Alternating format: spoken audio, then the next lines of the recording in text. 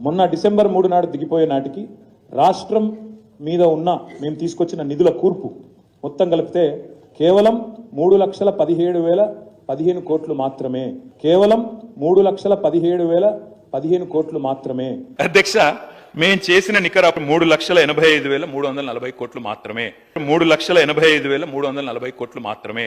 మా 10 ఏళ్ల పాలనలో తెచ్చిన అప్పు 4,26,499 కోట్లు. 4,26,499 కోట్లు. 10 ఏళ్ల బీఆర్ఎస్ కాలంలో జరిగిన మొత్తం అప్పు కేవలం 4,17,496 మాత్రమే.